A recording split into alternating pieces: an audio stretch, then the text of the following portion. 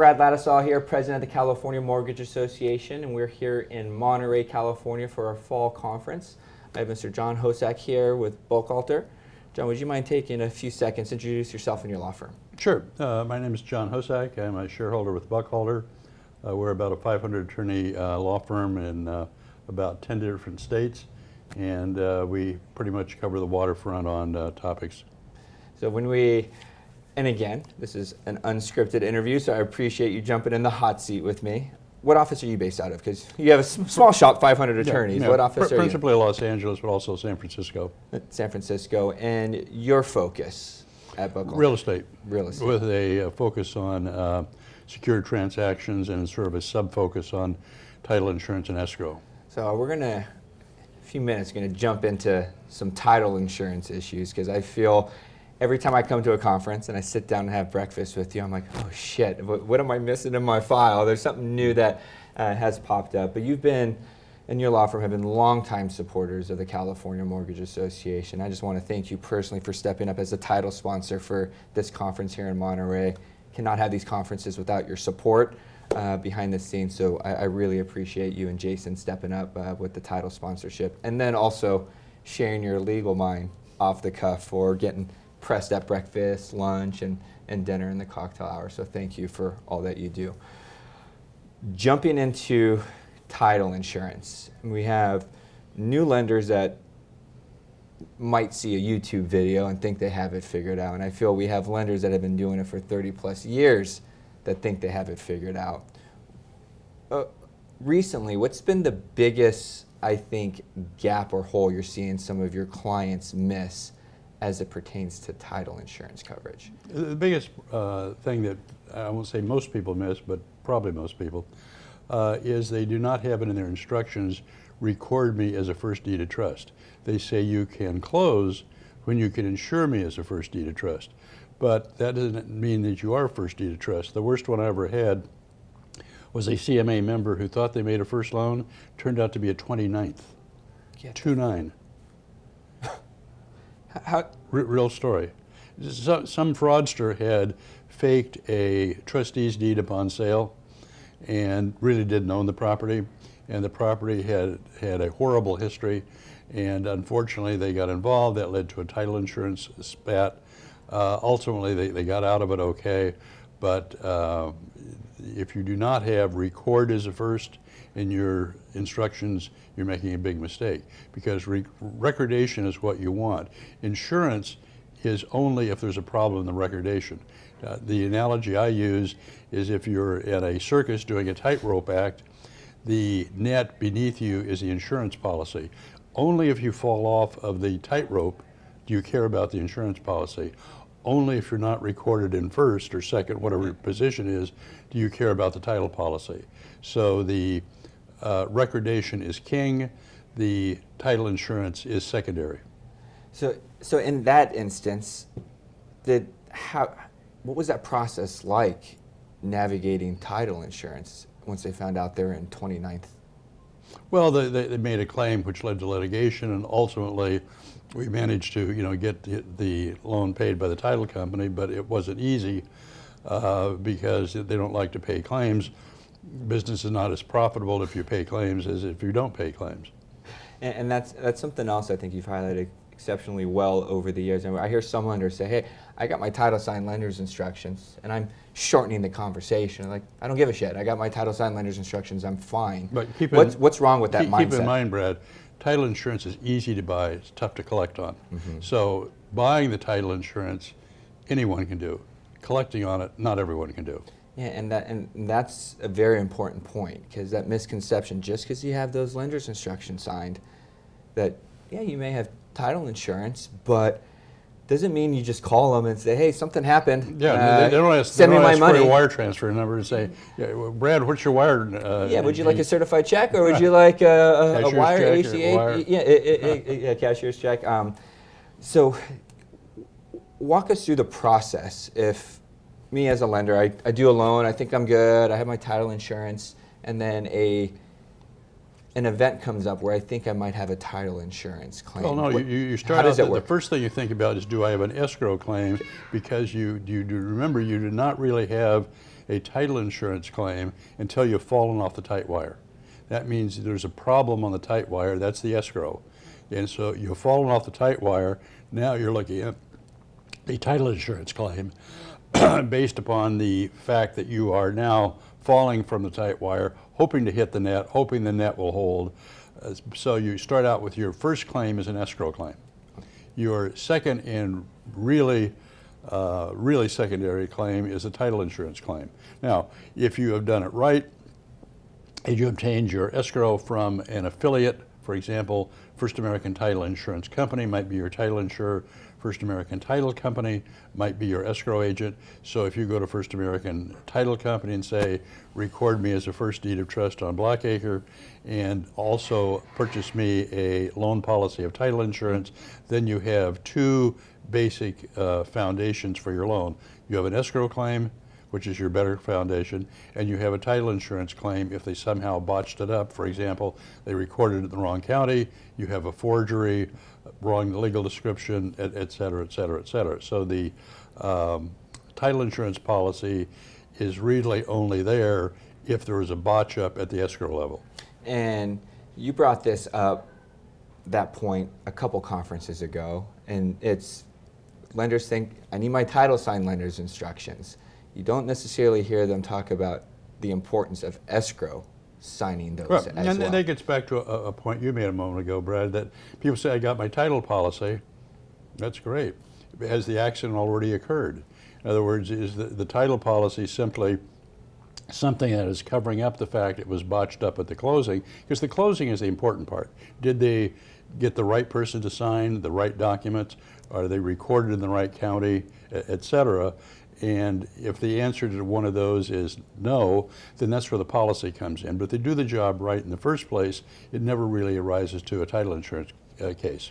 So again, I'm not dipping into the legal advice here, but your opinion on selecting an escrow. A lot of times we do a lot of purchase loans. So down in Southern California, escrow and title are separate. Northern California, they're typically together. Well, not exactly. Or is that a misconception? No, it's not the case. It used to be that the title insurer in at least the major urban areas would have what they call direct operations. So if you're a First American Title Insurance Company and you're operating in downtown Los Angeles, you would probably have First American Title Insurance Company as the name, and you would be doing that. But some years ago, they came up with all these agents, so they created First American Title Company, or the one was most famous in Los Angeles, Fat Cola, First American Title Company of Los Angeles. And the reason is that they now have two entities, and one of the things you have to keep in mind is this a claim against, we'll just use Fat Cola for an example. Is this a claim against First American Title Company of Los Angeles, or is this a claim against First American Title Insurance Company, or I don't know. And one of the problems is that this is a question that the title insurance companies generate. If you look at their ads, frequently they'll say First American. First American what? First American Baking and Soda Company? First American Truck Line? I heard it's a good soda pop, though. But the issue is, then sometimes they say First American Title, but again, they don't say what it is. I have clients who are lawyers who say, I didn't know there was a difference between First American Title Company and First American Title Insurance Company. And when they advertise, that's the reason you don't know, because they sort of blur that distinction. But when you say, I have a claim, they say, well, who's your claim against, Brad? Well, it's against First American. Let me call John. First American who? First American Title. First American Title what? So again, it's a labyrinth that... You think that's intentional? Absolutely. They aren't that stupid. Yeah. You know, always keep in mind the other person's brighter than you are. That's why I'm sitting down with you. So on that, what we've noticed, more of them, they come and go, but you have different, I think to your point, agents that have popped up. So you'll have a title company, but they're just an issuing agent on behalf of First American or on behalf of Fidelity. How does that work? They're more than an issuing agent. One of the things they like to say is we're only the issuing agent. You say, Who did the recording? Well, we did. Who paid the taxes? Well, we did. You know, you go down the list of things, and there's a lot of them they do because they want to say we're simply a issuing agent and put ourselves in a little box that has no liability. Yeah. So you need to sort of push back on that. The California Land Title Association published a article that explains what escrow agents do, and they listed about 12 or 14 different things. And so you see what is involved as delineated by their trade association. So you as a consumer say, how do I know what an escrow agent or title agent does? I read the ads that their trade association publishes. So I now know. One of the things that they published is they say, why do you order a preliminary report? The answer given by the California Land Title Association is to know the condition of title to real property. Okay. However, they got what was called insurance code 12340.10 and 12340.11, and so the way that has gotten construed is that a preliminary report does not show you the condition of title of the property. It's merely an offer to insure. But what do they advertise to the public? You buy a preliminary report to know the condition of title of the property. So it's sort of talking out of both sides of their mouth. When we get our legislation passed, this is only an offer to insure, but when we try to sell you the policy, we tell you that this will tell you the condition of title. And we've seen of late some new exceptions pop up on the prelim where, again, it's your point. They'll give you a policy, but they'll fight tooth and nail, try and limit the liability. They want the premium. Yeah, no, exactly. So, but there's some exclusions that are popping up where it's almost, yeah, you're removing exceptions here, and there. I'm getting coverage, or I think I'm getting coverage for these certain scenarios, and then there's like an exception buried in there that doesn't seem like much. It seems like almost like a CC&R type thing, but it's like, no, anything, whether it is known or unknown, on reviewing, I think it's public record or the map, we're not covering those easements, those encroachments, those restrictions. Well, and so sometimes you see ones, which is really outrageous, is to say anything that's recorded. Well, why am I buying a title policy if I have no coverage for anything that's recorded? Yeah, and those are the steps, and that's really the question that I ask. I go through, and sometimes I feel you have the title officer's assistant. They're doing their job. The title officer, they're doing their job, doing what they're told. I don't think there's any bad faith in their actions, but their job is to push back a little bit on some of our requests as a lender, and I have to go through, I call it an exercise. It's like, I know what the outcome is going to be based on the last 12 deals I just did with your office, but I can't go straight from my initial request and then them pushing back and me saying, well, you did it 12 other times. It's like, all right. Well, one of the problems that the private mortgage industry faces is that at least in the mind of the title industry, there's a disproportionate amount of claims. Mm-hmm. Now, they like the business, the business is profitable for them, but they don't like paying claims. Mm-hmm. And so they say, okay, if I'm lending to an institutional lender such as a bank, my claim ratio is lower than if I'm dealing with a private mortgage lender. And unfortunately, not all private mortgage lenders in California belong to the CMA. Mm-hmm. They should, but there's a lot of them out there who don't, so they don't get the benefit of the education, so maybe they're not doing the things appropriately. Mm-hmm. And so unfortunately, the industry somewhat gets a taint from, a few bad boys out there who are not doing things right. And so that is sort of the focus in their mind, is that the private mortgage lender has a big cigar in his mouth, feet up on the desk, stealing a home from a widow and orphan. Yeah. And so you get painted with that brush. And so I think it's important that you try to focus your business on a couple of title companies, get to know them, and let them get to know you. I had a situation a few years ago where fairly large private mortgage lender was getting a lot of turn downs by title companies. They was simply wouldn't do it or wouldn't respond. And I said, invite them over to your office. Show them that you don't operation. Show them your operation. Show them what you do. Let them see it. This is just not a one-man show with a cigar in the mouth and the feet up on the desk, but this is really people doing stuff. And they were able to educate their people and get them to start doing business with them again. That is a very good point, because for real estate and generating deals or raising capital with investors, we're very much in the people business. The efforts we put in to establish new relationships to generate business, I feel you still need to do that for all your service providers that you use. You group escrow into that, you group title into that. Right. One, I want to make sure that they're going to be able to issue my request on the types of loans that we're doing, and that is very much a two-way street on, I don't like saying educating them on what we do, but sharing, this is how we're structured. Here are the licenses we have to adhere to. Here is our reporting requirements that we're doing. We are not a hobby lender. And I've been using that line with them, is that we are not a hobby lender. Here's our policies and procedures, and I recommend having them drafted. You have your policies and procedures drafted. Right. You have your underwriting parameters drafted, to where if you do have pushback with a particular title company, you're able to have an educated conversation, right? And give them a higher level of confidence. You know what the hell you're doing, and it takes time. Yeah, because unfortunately, Brad, there's a few bad boys out there, and they end up sort of tainting the water for the people who are not bad boys, and so they remember the bad boys, they don't remember the good boys. Yeah,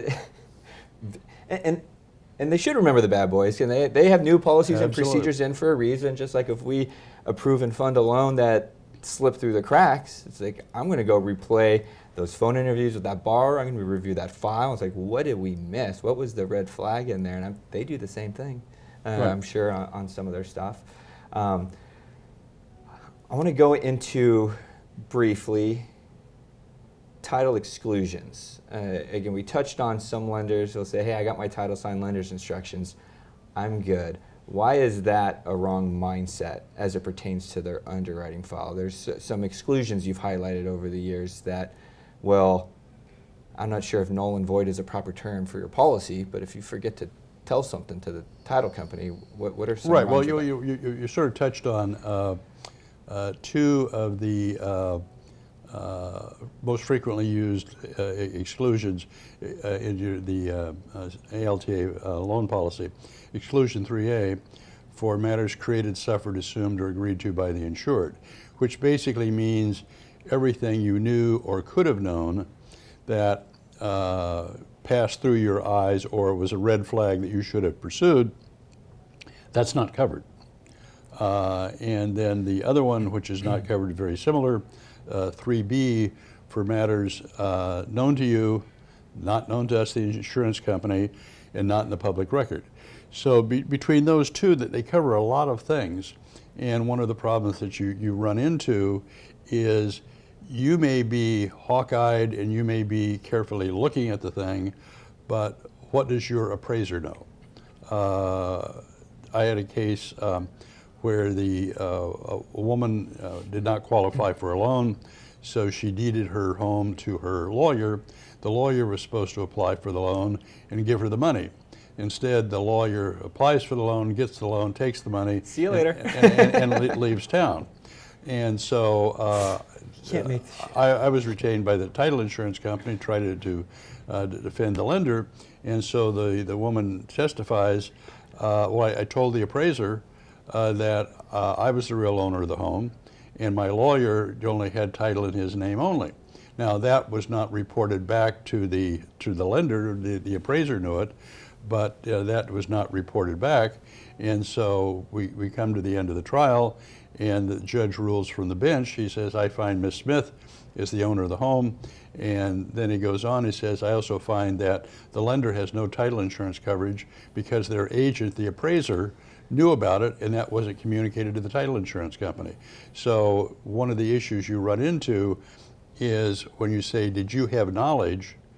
Well, what do you mean, did I have knowledge? Did my appraiser have knowledge? Maybe you have an environmental person who goes out there on a construction loan and sees that there has been work of improvement done, maybe even takes a photograph of it, but doesn't tell you about it. And it says, Brad, the property tested clean. You say, great, the property tested clean. But you don't ask the next question, did you see any construction started there? Not that he had been sent to the property for the purpose of looking for construction, but did he see it? Because as your agent, his knowledge, when he viewed the construction, is imputed to you. So you said, I never knew there was any construction out there. Yeah, that's Brad, but your agent, the environmental guy, did know. He saw the work, he saw the photograph, and he said, didn't tell me about it. No, he didn't tell you about it. And that's the importance of auditing background. If it's not documented, it's not done. And getting your own eyes on the property, whether it's a separate inspector, all that. So we just closed a deal in Oceanside. It's a prime example. I think the fix and flip space is the prime example of where that 3B exclusion could come into play, especially if you have your borrower that is buying this asset that is 50% complete. Even if it's a low leverage point loan and there's no rehab setup or fund control, title's not necessarily going to be aware of that. And you need to let them know that work is being done on the property. So we just... Yeah, because that obviously raises, work is being done, that raises mechanics liens. Because a lot of people believe the mechanics lien starts when the mechanics lien is recorded. That's not the rule. The mechanics lien starts when either there's visible work on the property or there are materials delivered to the property. And so, someone can come up with a truck and drop off a load of lumber. That means that the mechanics lien is hit, and the mechanics lien has hit not only for the guy who dropped off the lumber, but for the guy who puts the doorknob on it. Because the law holds that all lien claimants take when the work first started. So if it first started when that lumber was dropped off, then everyone has their lien. Yeah, and it's getting that out in the open with title on day one is very important, just to, because they're going to need they could get things to still get you your mechanics things coverage, right, but it's going to be a process. But one of the major problems with the current mechanics lien coverage, which is wildly different than what it used to be, is that it basically doesn't cover mechanics liens. And there is a case, Hall NV, came out of the Fifth Circuit about, 3 years ago, 5 years ago. And there was a report in there by the expert for Old Republic National Title Insurance Company, fellow by the name of Bush Nielsen. And basically he says that these endorsements you get to supposedly provide title insurance coverage don't really provide coverage. So you should sort of assume that even though they call it an endorsement that provides title insurance coverage, it's going to be a cold day before you get paid on that.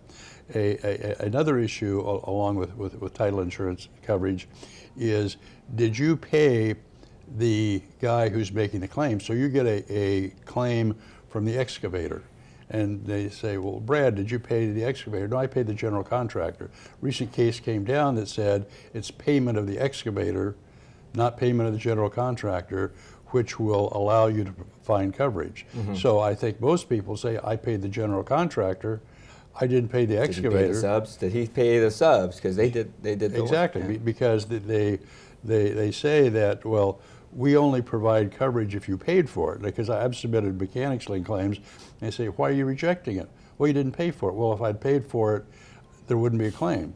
Well, if there'd been a tax lien, I would have covered it. But Yeah. So the mechanics liens have been sort of removed from the landscape as a practical matter. The coverage is still there in name only, but it's very, very sparingly given, and they look for excuses to get out of it. And that's for potential loss of priority on future draws in a fix and flip type structure that we're touching on there. Because in theory, ideally, we could get mechanics liens coverage from the date of funding any work prior to closing. Are you talking about? Yeah, no. In other words, I think in your example, you said you were, and correct me if I'm wrong, that you were financing someone and the work had already started. And then they're acquiring the property. So there was a purchase loan. Yeah. But the work had started. Yep. So yesterday someone Yep. sunk the shovel. Yep. Then the property gets sold. Yep. And the new guy now sinks the and I'm the concerned shovel. about that. Yeah. But the shovel that got sunk before the purchase, that was when your lien starts. Got it. So, but again, it goes back to either first visible work or first delivery of materials. And then you get into the question of how do you prove that? Now, it used to be that the title companies were pretty good. They'd send an inspector out. The inspector would take photographs, and you would see what the property looked like. But particularly on a large piece of property, they may not have looked everywhere. I had one. It was a casino in Las Vegas. They were going to stop the casino business, turn it into condominiums, and so they basically shut down the casino, and someone went in and started marking as to where new walls would be. So that marking was a sufficient commencement, but that was like on the 7th floor, and no one ever went up there to take photographs. So the mechanics liens were prior, and they say, okay, well, there's markings there. You could and should have seen it, and this is not in the public records, and you didn't tell us about it. So what's something, you guys have given some pointers at the attorney roundtables over the years to, I mean, nothing is foolproof, but how can a lender increase the chances of that exclusion 3A and 3B not really come into play as it pertains to their file? Well, obviously your instructions are the key thing, but what we recommend in instructions is offering your file to them. You say, you know, we've been looking at this matter. We have a lot of communications with the borrower, and our file is available to you, you know, from 9 to 5, 5 days a week at our office. You can come and see it. Other people, in the old days, they used to photocopy it, and they would say, here's our file, including our email messages for you to look at. They say, why are you giving us to this? We don't want a 3A or 3B problem. Now some people will simply have a link where they say, here's a link to our communications. So again, you're trying to give them as much information as you can, because if you don't give them that information, they have an exclusion. Yeah. And so it's sort of damned if you don't. If it's bad news and you tell them about it, they won't make the deal. But if you don't tell them about the bad news, you don't have any coverage. So at the end of the day, you have to give them the bad news if you want to have coverage. It's transparency. Everyone says, hey, we want to be transparent with our borrowers and our investors, and it's like, well, don't forget title. You send them whatever you can, and as soon as you find something out, you right, and oftentimes a lot of it is sort of hidden in emails that people don't necessarily look at. You may, for example, flip through a loan file and say, oh, I don't see anything here, I don't see any red flags, but have you checked the emails? And then that gets back to the topic of a moment ago. What did your appraiser know? What did your environmental person know? There's a lot of people out there. What did the brokers know? There's a lot of people out there who may have information which may not have been communicated to you, but it's imputed to you through your agent. So you have this information and you didn't tell the title company, and so you end up losing because they say that appraiser knew that woman was the real owner of the house, not the lawyer who was the ostensible owner of the house. It's the rabbit hole gets very deep on this, and title, it sounds like they do have the resources to get what they need to make sure that. Because I always say title insurance is a topic about 1/8 of an inch wide and a mile deep. and so most people, it's sort of a check the box thing. Brad, did you get the title policy? I did. Yeah. Not what kind of title policy, you know, what does it cover, what are the exceptions, et cetera, et cetera. And even then, the policies, you know, change over time, because if you look at the front page in the lower left-hand corner, usually it has a date on it, and that's the date the policy was adopted. And so, you know, so when you're ordering a policy, it's not just an ALTA loan policy. You have to put a date in there, because again, those policies have migrated, and they're not migrating to increase coverage, they're migrating to decrease coverage. And they're kind of force-feed into 2021 right now. Right. So I feel like I could sit down and talk with you for a few more hours. We have the legal and regulatory update coming up here 10 minutes ago, but I want to ask you one more question, and then I'll go get scared about what's coming down the pipe with AB 130. I've already highlighted you've been heavily involved with CMA over the years. What's been your biggest takeaway that this association provides for the industry? Well, I think the main thing it provides is an opportunity to get together and learn, and that really falls into two categories: learning, you know, what to do, and learning what your colleagues are doing, and, you know, learning what their needs are. So it's really, I think, an opportunity to learn and hopefully make your business better. I appreciate it, and can't thank you and Jason enough and the entire Buchalter team for stepping up as a title sponsor for us here in Monterey. I always appreciate your willingness to share just right off the cuff. And again, unscripted really shows you guys are true pros. So John, I appreciate everything. Thank you. Thank you.